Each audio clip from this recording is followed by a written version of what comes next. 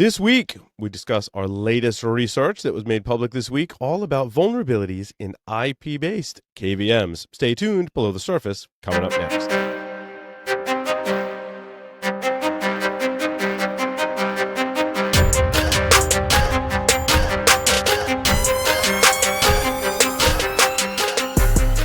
Welcome to Below the Surface. This is episode number 70, being recorded on March 19th, 2026.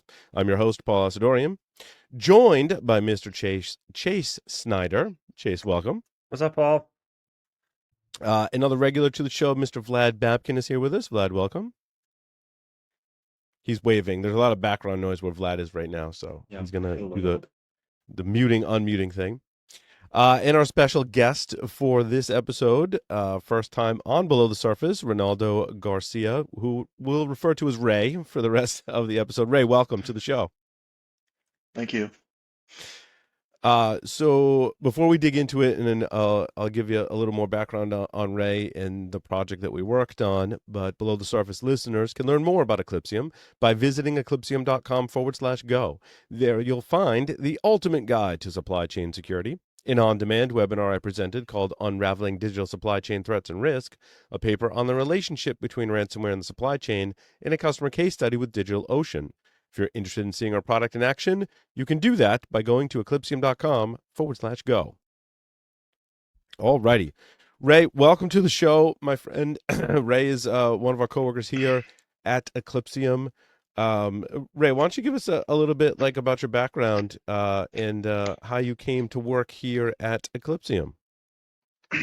Yeah, so I started about a year ago with a project for DEF CON, and that was doing research on a smart vape detector for schools, and that went really well.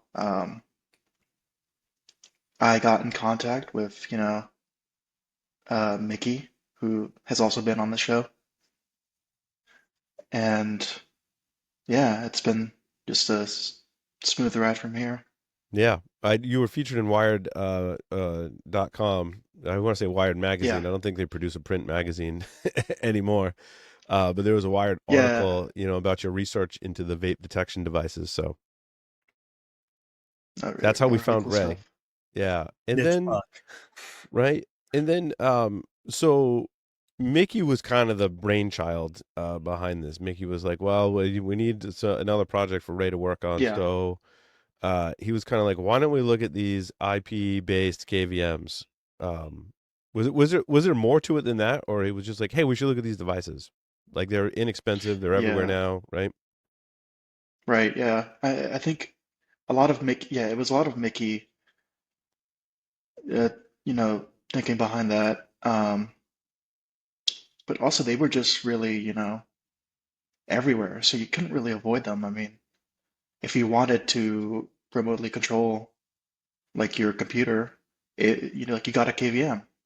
Yeah, and there's a lot more that So came on the market, right? So we yeah, SciPed, GLINet, and JetKVM, some of the more popular ones, right? PyKVM is out there. Some people asked if right, we tested that one. We didn't test PyKVM. That's been out there for a while, but those are a little more expensive, right? We're talking about mhm, largely sub $100 devices that serve as KVMs that work across the network. So right. was the first one you tested, was that GLINet? Yes, that was GLINet. The Comet, I believe, Yeah, Comet R1, right? I think is the R1. model. Yep. Yeah, that we tested. So a lot of people were kind of confused too because the term KVM is overloaded, right? It's not the kernel virtual Right. machine in Linux. That's different. And also, many people I talked with, even some journalists, were like, "Wait, I thought a KVM was like that physical thing you had in front of connected a monitor, mouse, and keyboard to it, and then there was cables that went to physical computers, and you could switch between them. Like that's a KVM. These are IP based, right?" Right. And they all work pretty similarly, right? You get a web browser, and do they all use mostly Right. like WebRTC in a web browser, and you access the KVM and it interfaces with HDMI and USB on the device? They all work on the computer, I Yeah. should say. Yeah. It's pretty simple. Like WebRTC, it's like really common. Gotcha. Gotcha. Um, so let's start with GL iNet. Walk us through your process when you like first got the device Ray and started looking at the firmware. Yeah, so this was my first like project after DEF CON, and it was, it was a lot of um, how do I explain this? Uh, Trying new things, like learning how to do it exactly. But GLInet, one of the first things I noticed was that it was vulnerable to the brute force attacks. You could just, send however many requests you want to the login page. That was really surprising. Like I'd expect there's a sort of standard I expect with these devices, and it didn't meet that. I'm just kind of surprised. Yeah, I agree, Ray. I was explaining it earlier this week that I expected a higher level of security because essentially an attacker is like they're physically sitting in front of the system is the level of Right? access they Yeah. provide. Was GLInet, did that have a username and a password or just a password on it? I think it was a username and a password. I'm not entirely sure. Okay. Um, but Yeah, because I know with I know one JetKVM it was just a password. There was no username component. right, yeah. That is sometimes common in the KVMs. I saw one of the other ones Interesting. I saw researched was just a password. Yeah, And sometimes they offer like a username, but underneath there's no like accounts or anything. So there's no reason for a like a username field. I gotcha. I gotcha. Um, and so did you start with so yeah, that's a good question. Like how did you start? Did you start by setting it up and just hitting the web interface? Did you start by pulling apart the Yeah. firmware?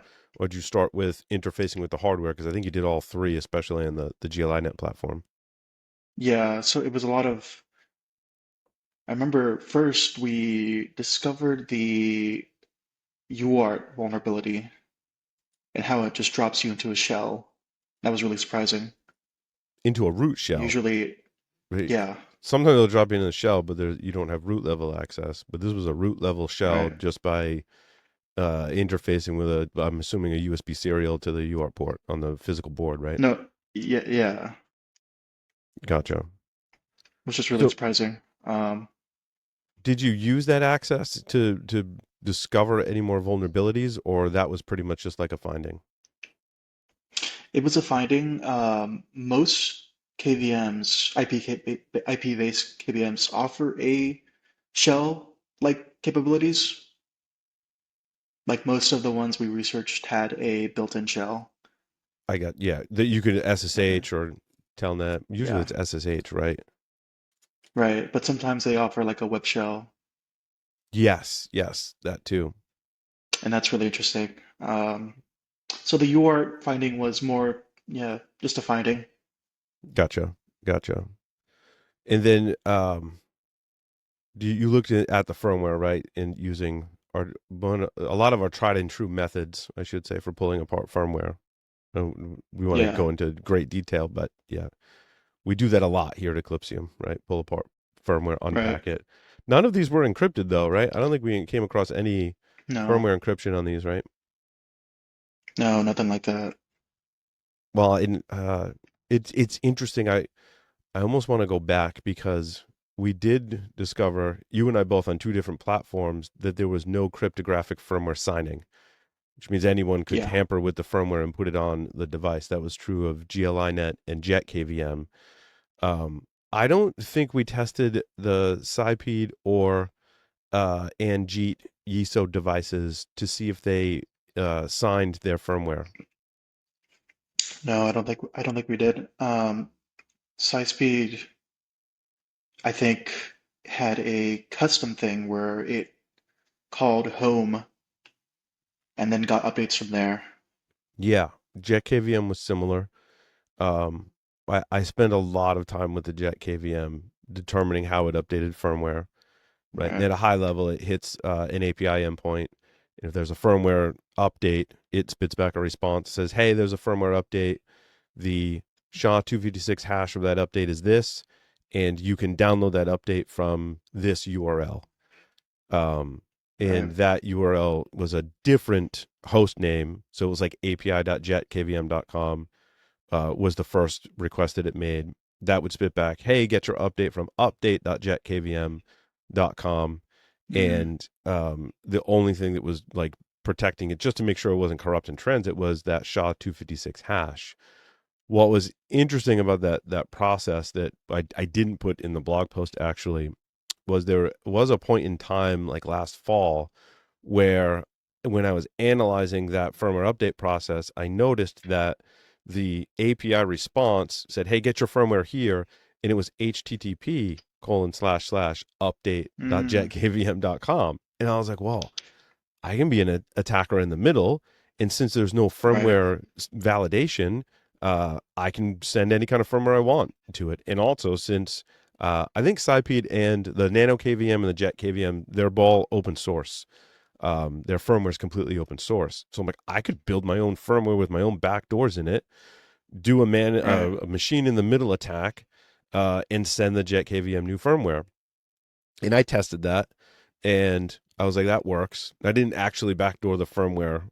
Yeah, I actually had code where I was going to backdoor the firmware, and I was talking with Mickey. He's like, "All right, let's write it up." So I started to write it up. I went back and started to test it while I was writing up the vulnerability disclosure for the vulnerability of not using SSL to retrieve the firmware. And then when I tested it, I saw that the URL changed and it was protected with SSL.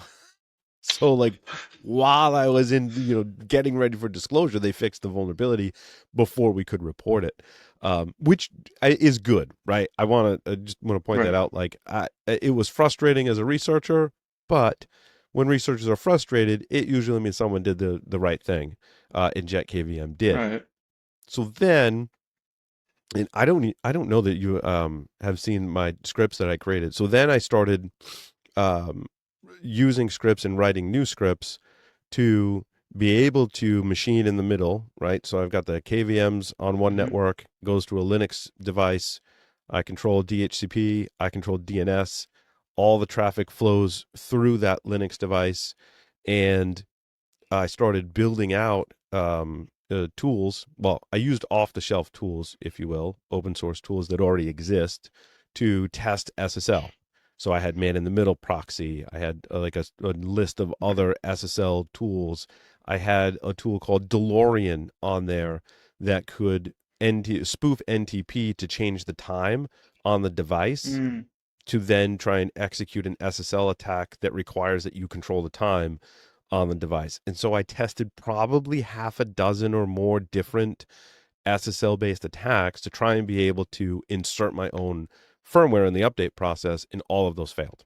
So SSL is configured Mm. correctly on the Jet KVM device. And what I ended up with was this vibe coded project that represents a set of scripts on Linux that can turn a Linux device into what I call a man in the middle beast, right? So it has all the capabilities of all those Right. tools, including full packet capture, and so we released those open source. We're actually working on getting them in Eclypsium's official GitHub. But I was like, hey, here's the tools I use to test this firmware in hopes that others would test that firmware in the same way as well, right? So it's kind of a useful. Again, it's not a new tool. It's some Right. people like put that on there, like, hey, they released a new tool. I'm like, no, we didn't release a new tool. It's really just a set of scripts that helps you automate existing tools. I really didn't write any new tools. It was just kind of like glue to stitch them all together to make it easier to set up. That was all. So, um, Damn. Chase, do you have questions at this point? We were to give our listeners a little of the behind the scenes. Yeah, buddy. I just also posted this to try and get some people to interact with us in the live stream as well. But Hmm. yeah, I don't know. Something that came up when we were internally talking about this was the what the enterprise attack surface is with regard to these sort of cheap KVMs. Historically, KVMs have been present in enterprise infrastructure, but they were kind of big hulking expensive enterprise targeting devices. These are, you know, $30, $100, whatever cheapo gadgets. You would think and hope that most enterprises would not be using these for their sort of enterprise purposes, but I don't know. What do you Right. think the likelihood that this is creating risk for businesses? Yeah, Go ahead, Ray. I think it's very much like I don't think every enterprise environment is going to have these KVMs, but I can definitely see it happening in a very chaotic, like low budget, like team, you know? They're very easy just to deploy and boom, you have access. I think that's like the main enticement when it comes to these, is just how easy they are to deploy. Yeah. Emergency situation, they're like, oh man, we Right, need that. Totally. Yeah, I can speak to that too. Again, Ray found most of the vulnerabilities. By the way, 7 of the 9. I give Ray total credit for those 100%. Ended up testing the JetKVM platform, and Ray tested the other 3 platforms. And so, from a JetKVM perspective, super easy to deploy. Right, you unbox the right, I have the little device right here. Like here it is on my desk. You unbox it and it's just like a bunch of cables. So you plug it into the Ethernet, you plug it into the HDMI, you plug it in via USB. It tells you on the display of the Jet KVM what IP address it has. And so you hit that IP address in the browser and you're off to the races. Now, by default, and I think the other platforms work similar, Ray, in that there's no right. authentication by default. Like it's just open to the internet. And I describe that to people. It's kind of like if you had a monitor, mouse, and keyboard connected to a computer on a busy street in Manhattan, and you just left that on like outside the window for anyone to interact with your computer. That's Right. like the Yeah, equivalent, right? So I'm assuming really other platforms were similar, that the authentication wasn't enabled by default. right. Yeah, is that authentication like a web-based password or Yeah, like usually you just hit the you do when you hit the web server on the KVM, does it prompt you for a password or does it prompt you to set a default one when you connect to it? I don't remember. I think but most of them they either had a default password or I think one had a password prompt change like a change your password prompt, Yeah, but okay. most of them just had a default password. Gotcha. Gotcha. And so it chased back to your question, finding these in the enterprise. We'd have to look. We didn't scan everyone's enterprise network to look for these specific devices. We're kind of leaving that as an exercise to the reader. I think, the situation where these will end up is if you're deploying servers or computers that don't have remote management capabilities equivalent to this. So on the server side, that would be a BMC, which we've talked about on the show. Vlad is intimately familiar with BMC, has several CVEs to his credit for BMCs, right? But if your uh, computer or server doesn't have that, you can add one of these on to it. Now, there's enterprise class IP-based KVMs, which we have not tested yet. Hopefully, we get to that maybe someday. No promises though. But then the consumer market, they're the same. I'm not sure what the features are difference between the enterprise IP KVMs and the consumer ones, but the consumer ones are cheap and easy to deploy. So I could see someone going, oh, well, we had to put this computer in a data center on a manufacturing floor somewhere in the hospital or healthcare facility, and we need remote access to it. So for $30 to $100, we can add this little device to it, and we're off to the races. But as we discovered, you've got to do a lot of due diligence to lock that down. So Yeah. It's like remote access tools in general are an obvious target and a huge target, and so many countless of the cyber attacks that are in the news, the initial access vector was a remote access tool. And this kind of thing, like there's this constant push and pull of needing remote access, but then anything that has remote access becoming ultimately a target and an appealing, you know, thing to try to crack into from an attacker perspective. It seems like a unsolvable, just a permanent sort of issue to have to deal with. If you are going to want remote access, and you always are, you are always going to have to anticipate that whatever mechanism you use to enable remote access is going to be targeted. And so for there to be this like cheap, easy to deploy type of device out there that opens the opens the door, unlocks the network in that way, I don't know. It's like death by a thousand cuts. Every little thing like this, every device type is going to be subject to this sort of commodification and like cheap, easy version with tons of vulnerabilities coming out. It seems like a very difficult asymmetrical problem for security people to have to deal with. Yeah. It Vlad, gets I'm even sorry. better. Go ahead. It gets even better. Like, if you expose your remote access tool directly to the internet, you should reevaluate life choices. If you're a vendor of hardware and you don't do digital signatures in 2026, you should also evaluate your life choices. Yeah, I agree. I think that's one of the reasons Yeah. we chose this platform, right? Is in publishes research, and I think we accomplish our goal of helping raise awareness that when you produce devices, especially ones that provide the equivalent of physical access to a machine, that you have to use what we would deem as best practices, right? So and I've talked about this on the shows in the past, right? Like firmware encryption, firmware, cryptographic firmware, signature validation, strong authentication. I would love to see MFA. Ray, I don't think any of the devices we tested, do they offer MFA, multi-factor authentication, for the I login? think I I think GLInet offered that. That's it. Okay. Yeah. So I'd like to see that become more of a standard, right? Because you really have to protect these devices that are on your network. Now, exposing them to the internet is, like Vlad was saying, is just silly. But I don't want whether it's exposed to the internet or not to determine how well you secure your devices, because, as you know, especially Chase and I have talked about, right, how threat actors are compromising networks today. They get on the inside of your network. So we Right. don't want the, like, 90s style security, like, oh, I've got a firewall and I have a hard and crunchy outside and a soft and chewy center, right? That's something we've been saying in security for over 30 years.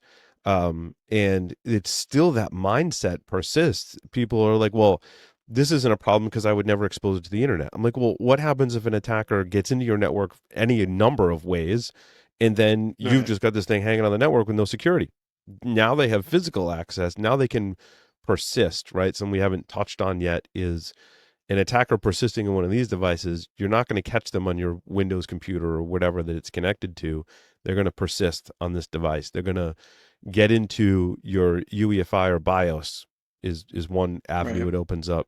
Booting from removable media. Do you test any, like, booting from removable media on these, Ray?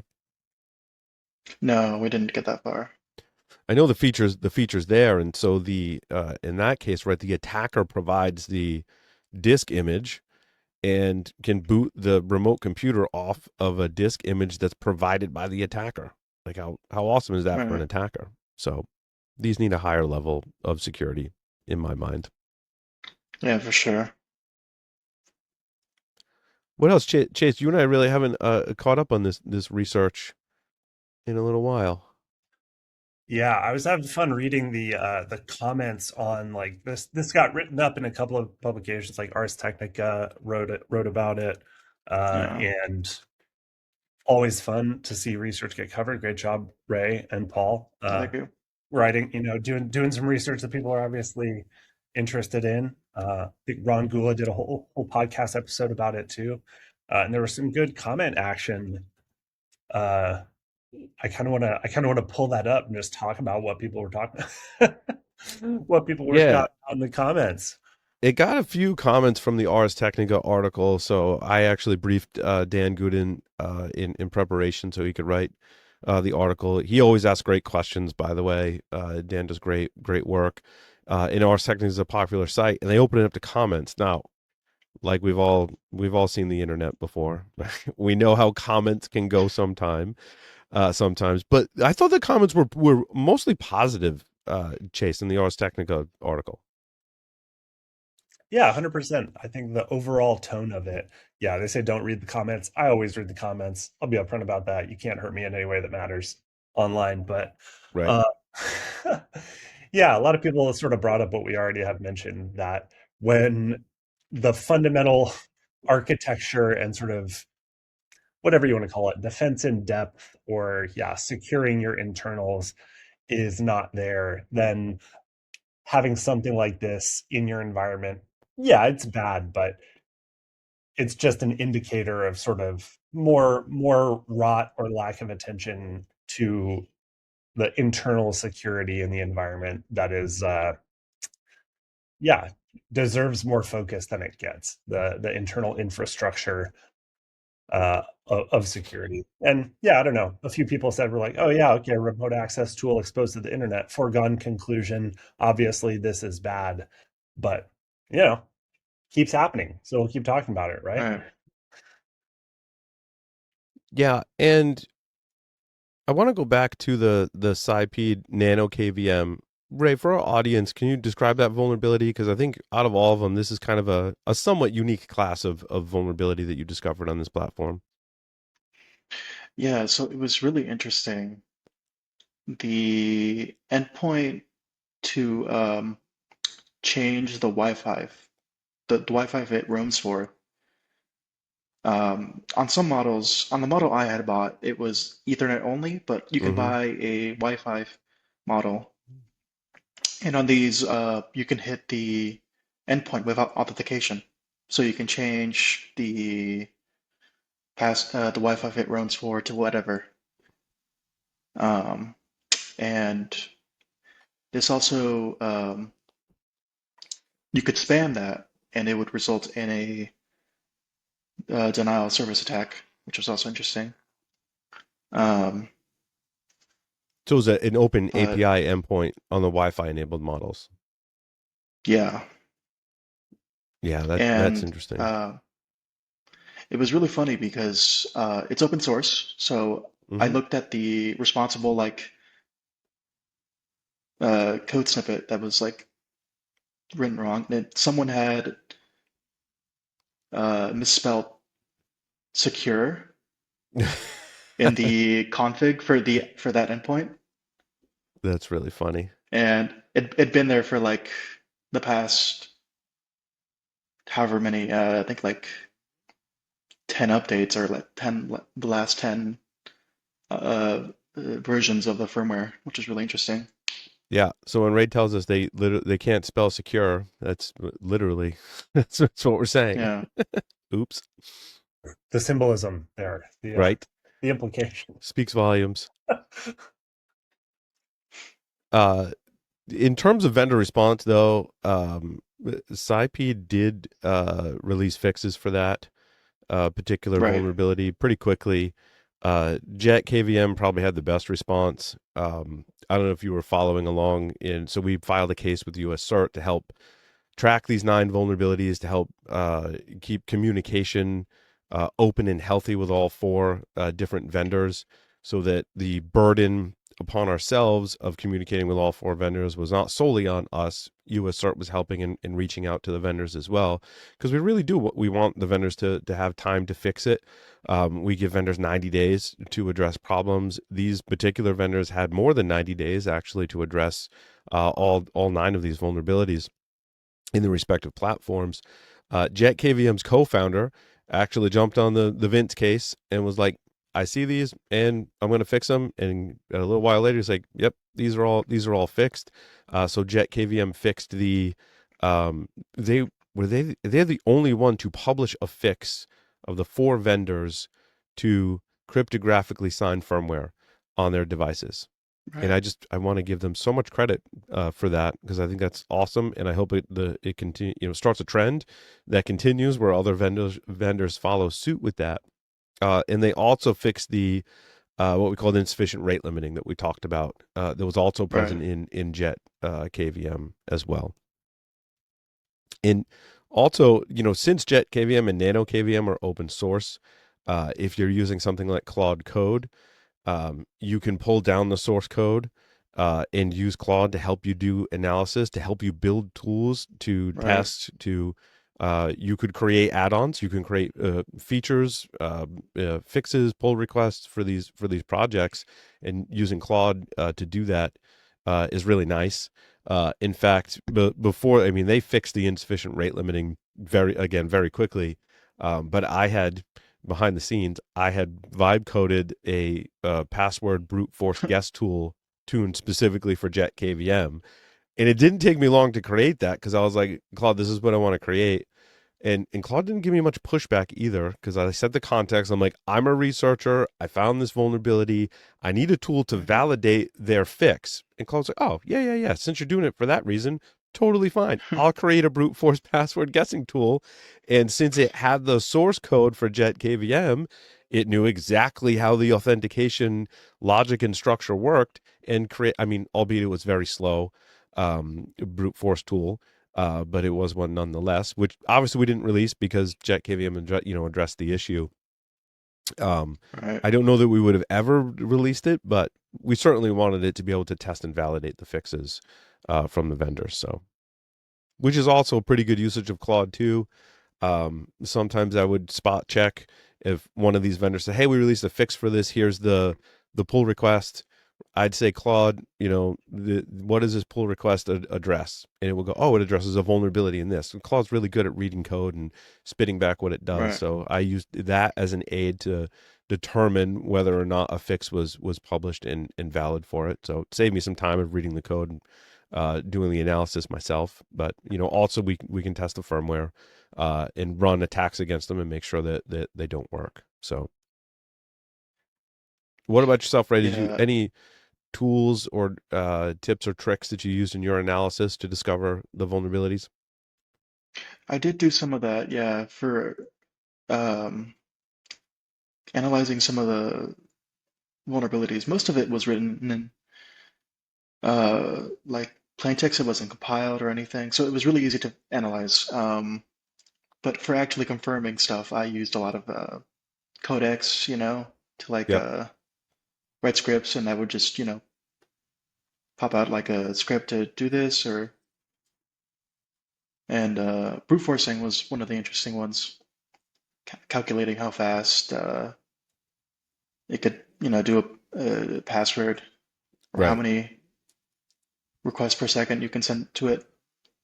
Yeah, in JetKVM's case, it was pretty slow. But I think both Nano KVM and JetKVM, I analyzed both in terms of just figuring out what they used for like a backend server, and Right, they're pretty similar. Like they both use Go, and they both use React. right, Slightly different frameworks and libraries between them, but very similar web and Go-based languages implementing the web and management interfaces on both, right. which was different from the Anjeet. Tell us a little bit about that one, Ray, because as Yeah. it stands today, Anjeet has not published any fixes. We heard back. We got one email from Anjeet. Both ourselves and USCert reached out to them, and I want to make this clarification that we give vendors ample time to fix their vulnerabilities, but we also have some. At least I have requirements, and powers that be here at Eclypsium we're on board with that too. And I was like, look, if a vendor comes back to us and says, "Oh no, we're going to fix this," I still can't put in the public disclosure that there's a planned fix. In order for me to Right, state that there's a planned fix, I need a plan. You have to tell me a time frame and a version that this is going to be fixed. And then I'm more than happy to update. I don't even have to put, maybe I'll put that stuff in there, but then I can put there's a planned fix, right? But you got to give me a date. right, Like we're targeting, I don't know, April something 2026, and it's going to be included. I don't even need a full version number in version 2.x of our firmware is where this is planned. If you commit that to us, then I'll say, okay, there's a planned fix. But what some of the vendors try to do in this case is just say, oh, no, we're going to address that eventually. And I'm like, well, Right. when? In what version? And they're like, well, we'll address it eventually. And I'm like, well, no, then there's really no plan. That's just a promise. It could be an empty promise, right? So that's Right. how I managed Yeah. it. Yeah, NG was really weird. Um, there was no like official security inbox they had or email. Yeah, it was just their support And email was the only one we could yep. find, the only one US CERT could find as well. And that was really I don't know. Usually there's at least some sort of, you know, vulnerability disclosure program with these. Yep. NG was really like it was just a generic brand like on Amazon. Still interesting. It still had like a few reviews. I think 20, something like that. But the communication was interesting because I think, if I remember correctly, I had initially contacted them with the disclosure and then followed up with another email after they haven't responded. Mm-hmm. And then they responded with, I think, I don't know what you want us to do, which was really Yeah. interesting to get back. Yeah. I had never seen that before either. They were kind of confused. They were like, but Yeah. we don't know what this is and how to respond to it. Uh, And Ray was like, well, you need to fix the vulnerabilities. And they were like, oh, okay, we'll work on that. And then, months went by and we tried reaching out, CERT tried reaching out and never responded. So, I mean, I don't know if they have fixed it since publication. How does the firmware update work on NG? Because like myself and also some of the journalists could not find the website for NG. yeah. It just doesn't, it goes nowhere.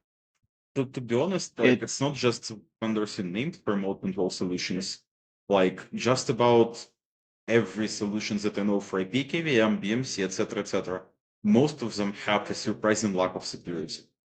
Yeah. Like no security programs, no firmware security. If you look at how they operate, oh hey, there are just hidden bash users which have hard-coded credentials. What are we doing? Right. mm, I But think NG's firmware update though, Ray, is on the device only, right? yeah, you had to upload it to the web panel and that was that. But I never found any firmware updates or anything like a page for that.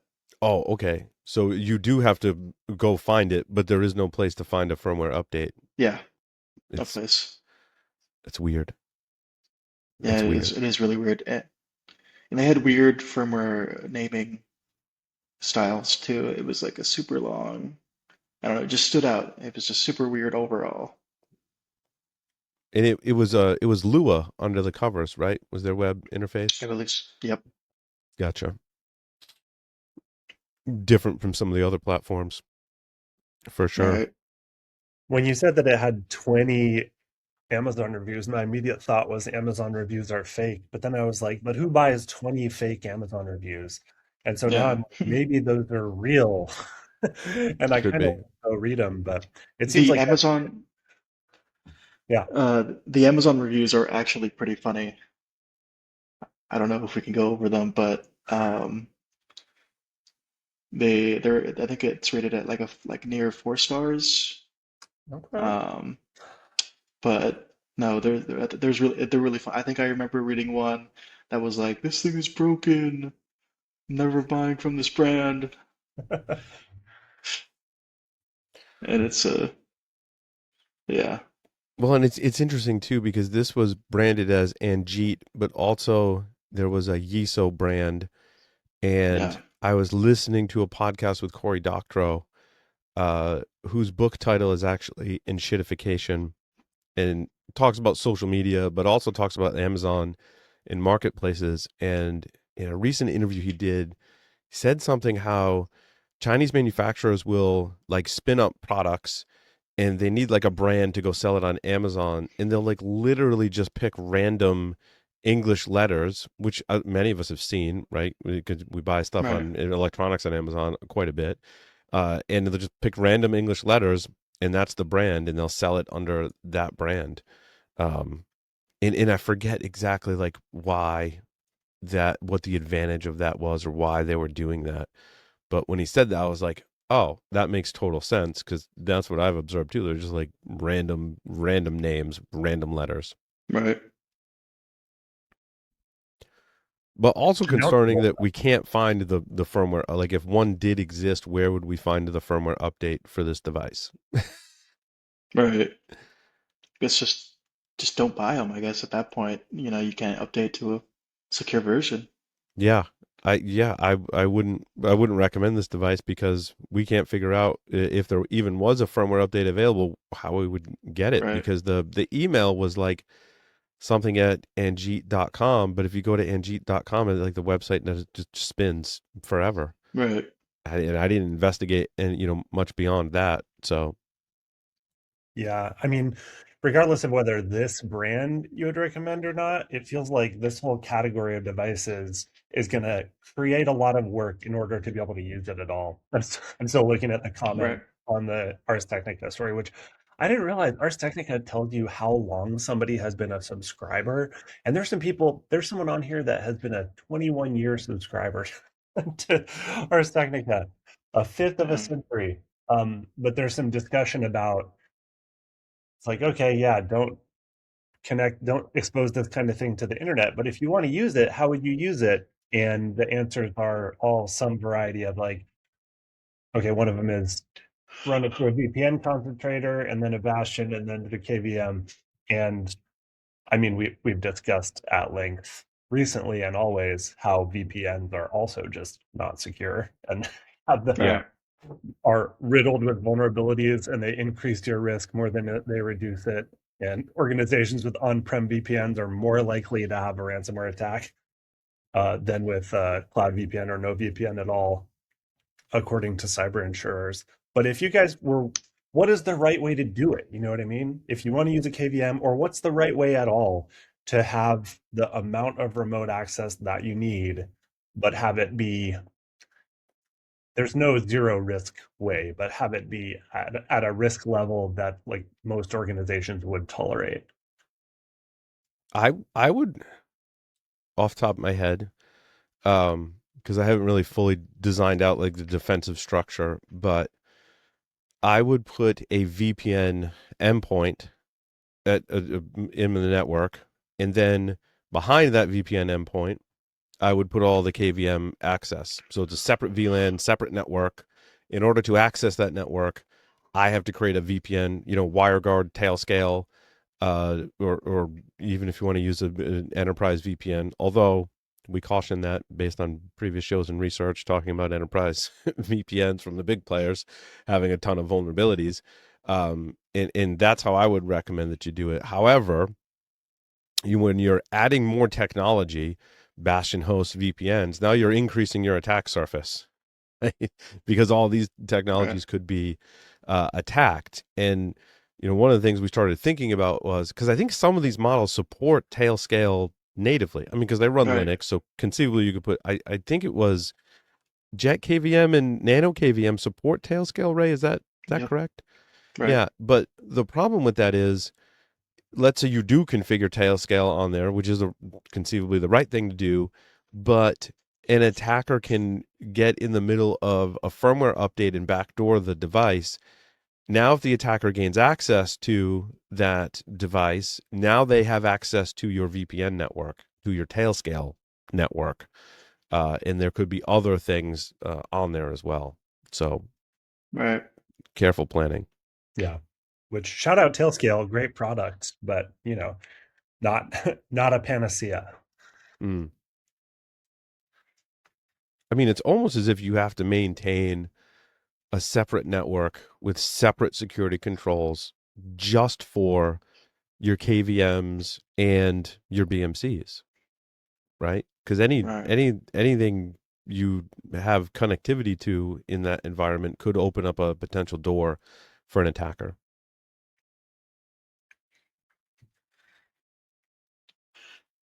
Vlad, would you agree on the BMC front too? It's a similar Yeah. segmentation issue. Yeah, BMC is pretty much the same. So, like, if you manage to jump into BMC from host or the other way, suddenly you have access to the whole BMC network, and Right. it's the same exact problem. And like, to be honest, what I would do for VPN solution from more or less secure access is not even tail scale. Just do a open VPN host. Just configure it well. Yep. So yeah, it runs into quite the same issues. Like if somebody jumps on the BMC, they have access to all other BMCs.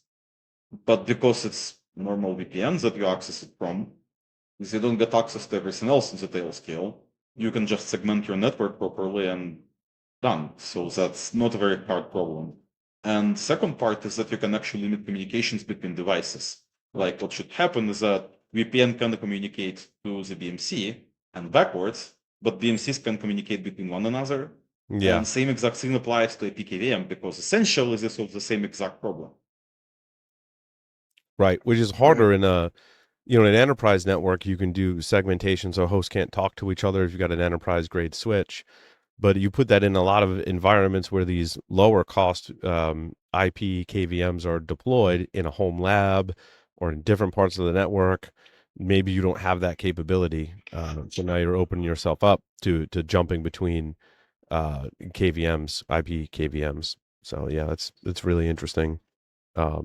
That's why I was calling for we need to be able to harden these devices, right, and make them resilient. In terms of discovering these on the network, I think network scanning you could pick up on these. Probably for the consumer ones, we probably don't have great signatures, right, to detect consumer based devices, but those would be easy to develop and deploy and discover on your network potentially. Right. One thing I didn't look into that didn't occur to me until like pretty much until we're ready to publish this research was is there something on the host that a Windows host, let's say, has an IP KVM connected to it via USB? Is there a signature like could you run something on the Windows host to say, hey, connected via USB, there's an IP KVM connected to this device? I didn't look. I don't know, Ray, or if anyone else looked at that. I didn't. Mm. I mean, I think that would be in the field like USB fingerprinting, Yep. because I mean that would pop up as a human interface device, and that would be. I'm not entirely sure of the how you would fingerprint that, but I'm sure there's a way. Yeah, there's got to be like a special USB ID that's tied to that vendor because, like you said, it looks like a HID device. So you can't just look for HID Yeah, devices like Right. because it's going to look like a keyboard and a mouse. But Right. USBs have like vendor ID, device ID, and like they work, I believe, similar to PCI IDs, but for USB. So like right, same exact idea, but another bus. And in this case, there is a database probably of vendors. Like while you will not catch every device like this, but hey, this vendor just produces APKVM solutions, and you have a device of this vendor. Ergo, you probably have an APKVM connected to your computer. yeah. Right. So that's one way. I think my advice is that enterprises should be diligent about discovering IoT devices and especially these IP KVMs on the network, right, and potentially via the Right. host. Because they're just I don't know they're not locked down. I mean it's getting better obviously after we weren't the first ones obviously to Right. publish research in these areas. Did you look at the history at all? I don't know if anyone looked into some of the history about evaluations of these devices, and people have pointed out some security issues that a lot of them got addressed and fixed over time. Right. But there was a bunch of YouTube video. I don't know if you saw any of that, Ray. I think I saw the article on Tom's Hardware Mm. a few months back, I believe December, something like that. Yeah, we did. We That put in the that media questions. We referenced some people's YouTube videos and stuff where they were and when I watched some of those videos, they were like, "Well, this doesn't. It has a default password. Make sure you change it." So like people were in the community were aware and pushing for better security on these devices. right. It's I'm thinking back to your you know what you said with the cloud code, how you kind of you could patch it yourself, or at least, add add-ons. I think that's another cool part about it being open source. Yeah. We didn't look at PyKVM, but PyKVM is also open source. And I haven't really seen anything security-wise wrong with PyKVM. It's not mentioned in, you know, a lot of articles. I've been seeing a lot of GLInet, 9 Yeah. KVMs, obviously, but with PyKVM, a lot of them are open source, but being Yeah. able to see what code it's running and kind of, verify that is, it goes a long way for sure. Yeah. I agree. I agree. It's much harder when there isn't source code available Right. to find. Again, like it goes back to finding vulnerabilities and then developing tools when you have the source code is great, right? Because you can tune it for that platform because you have Right. a insight as to behind the scenes what it's doing. We didn't test PyKVM. They've been around for a lot longer, and they are more expensive, which I think, Yeah. in my opinion, kind of gave birth to these lower cost devices. Right. I don't pretend to remember what a PyKVM costs, but it's more than $100. You can also do it yourself.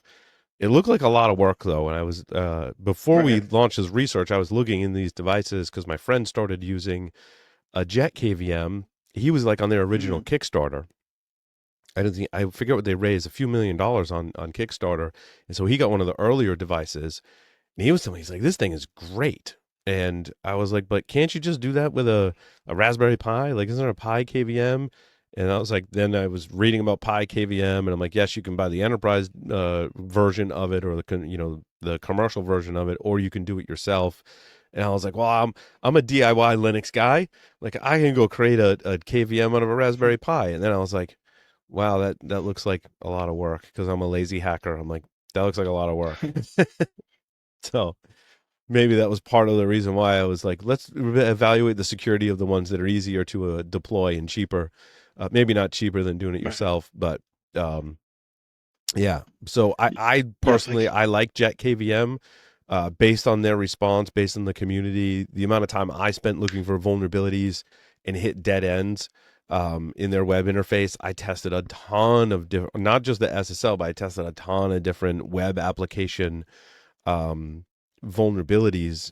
There is a previously published, I believe, Run Zero, HD Moore and team uh, were pointed out in their article they released last year that there was an open API endpoint on the JetKVM, and I was trying to leverage that um, because that particular endpoint, I forget what the URL is, would display log entries. And if you could generate HTML, let's say, and inject it into the log, you could then, without authentication, hit this API endpoint and it would render conceivably what you could generate unauthenticated by hitting the device in that page. However, Mm. that page content type is text, not HTML. And then I was like, Interesting. are there ways to get around that? And like there are certain circumstances where you can, but that wasn't the case with JetKVM. At least that's what I found. Now, if another researcher wants to prove me wrong, I would love that. That would be great. But I hit a dead end and I was like, wow, I was so close. Like I thought I had some kind of injection based attack, but turned out to be a dead end. So given that, I Send like me, the send me, JetKVM. send me, send me. Yeah, if you want to take a look, Vlad, you're more than welcome. More than welcome. But given that I like the JetKVM, I think they've done a stand up job compared Yeah. to devices at similar price points. Definitely. I was actually asked yesterday by a friend what kind of KVM they should get Yeah, because after the article, but I think I recommended the JetKVM or the PyKVM. Both, based on the security response, it's, out of all the KVMs, if I had to pick, JetKVM for sure. yeah, yeah. So we're on the same page there. They're willing to fix, the reported vulnerabilities Yeah, quickly. and I believe they have addressed all those vulnerabilities in the past too. Like I said, a lot of the YouTube reviewers They fixed some of that stuff, so they're constantly improving. Well, and it was evidenced by in our testing, they addressed the vulnerability before we could even report it. So they're Right. certainly paying attention to security, which is a lot of times like all you can really ask, right? Like nobody writes Right. perfectly secure code the first time when it ships. So the best you can do is have a good response and improve security over time. So Right. what else? What else, Chase? Yeah, man. This is I don't know. I'm still skimming through the comments, and you mentioned Pi KVM, and it looks like those are like $150 or 250 to 350 for a pre-built unit. So yeah, pretty different price range. Yep. And it seems like as the AI tools, the accessibility of building both software and hardware, and of like pumping out a tool um, like this, get more and more accessible. You're going to have more and more people and companies that have kind of the response that you said Anjit had, which is that they're just not paying attention to security at Right. all. They're not participating in the broader culture of including security in their products or thinking about it as they develop. I think a lot of people are just gonna, yeah, the way that vibe coding apps are happening, it's gonna come to hardware devices too, where it's just gonna be so Right. easy to create a product like this and sell some amount of it online. And people who aren't careful about it are Right. going to get popped because of using it. So it sort of changes the not changes, but just continues to reinforce the importance of diligence in your security, your procurement uh, for any sort of product that you're connecting into your network, whether consumer at home or enterprise. If it's free, you're the product, right? If it's cheap, it's probably there's probably something missing that you actually really need. Right.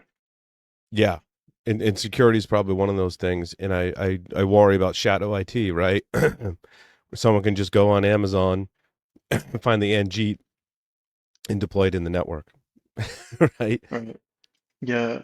And for a lot of those KVMs that were like cheaply made, um, there's a lot for sure. Like Angie, for if you go to their store page, they have like 15 different listings for like almost identical KVMs, and they're all kind of. I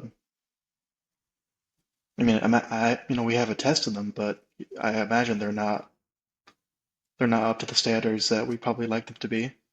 Yeah. Because I find a lot of the low cost devices that come out of China, there's a lot of reasons for that. I think it goes back to batteries as well, like why you can go on AliExpress Yeah. and buy batteries really cheap, why you can go on AliExpress and buy electronics really cheap. Is there's like the second third shift in the manufacturing plant because they have all the specifications to build devices, so they'll do a run that's for a larger manufacturer that has to pass a lot of quality assurance testing and go through all the rigors, and then they're like, well, the fab's already set up to build these things, why don't we later on just do some runs, not apply a lot of the quality checks to it, cut a bunch of corners, produce it cheaply, sell it direct from China, and that's how you're able to go on these sites like Temu and AliExpress and the like and buy stuff cheaply. But be careful because when I talk to folks in our community in security, that's what they're telling me happens. So Ray, to your point, you look at Right. Anjeet and they've got a bunch of SKUs of a bunch of things. That was probably like a nicer model with more quality surrounding it that they did for some contract. But then they're like, oh, we'll just Right. do a few more thousand runs of these and fill a warehouse and sell them direct on Amazon. But they don't get the quality. They're not going to do support as well. They're not going to make, in Jeet's case, they're not going to make firmware available, right? We're just going to, firmware works, Right. like ship it. If there's issues like whatever, the person only paid, $30 to $50 for something that, there's equivalents that are much more expensive. So that's my guess. I don't know. Yeah, Yeah, the I have supply no, chain absolutely. under assault. I don't have Yeah, evidence the to back absolute, that up, but yes, the absolute dumbest thing is that, like, at some point we will have to regulate certain industries. Like yeah. IP-KVM right now, because of what happens with AI, it will become more and more easy to do some kind of solutions there, either software or hardware, and a lot more people will do it, and this means a lot more people who don't even understand what they're doing will be doing this. Hmm. So, like, okay, I can sell this, and suddenly we will have like an absolutely impossible problem of people delivering hardware like this who don't understand a single thing about security or maybe even development. At some point, we will need to create some regulations which will introduce like hefty fines for like missing basic cybersecurity stuff. Right. Otherwise, we will just have a very fine perspective of like just about 99.9% of them just not being secure at all. I I agree. think I that agree. the EU Cyber Resilience Act is a step in that direction. It has 100%. requirements around providing SBOM and even firmware bill of materials, hardware bill of materials, and disclosing vulnerabilities. Mhm. And it has actual dates of enforcement associated with it, and it has real consequences. You know, it has some teeth, which a lot of the cybersecurity, the stuff that gets framed as cybersecurity regulations or like guidelines or whatever, just doesn't have any sort of actual teeth to it. And so organizations just don't do it until they're going to get audited. And even when they get audited, the downsides of not having done it at that point, you know, it's just not it's not more painful than doing the thing. They'd rather take the audit and fail than actually do the work because it's more Right. painful. But the Cyber Resilience Act, I think, is going to have a similar impact that GDPR had, where organizations that do any business in the EU, it's going to have pretty wide-ranging sort of ripple effects across industries because you're just not going to be able to.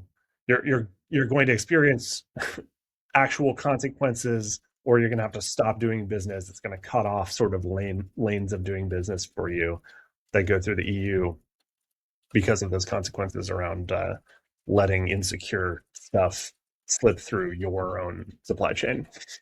Right. Mm. Well, Which I think would awesome. be painful, but also good. Yeah. Well, thank you all for coming on the show today. Ray, thank you for joining us. Thanks for your Yeah. awesome work on this project. I certainly look forward to continuing to work with you and see what we come up with next, right? So Thank thanks you. everyone for listening and watching this edition of the Below the Surface. We'll see you next time.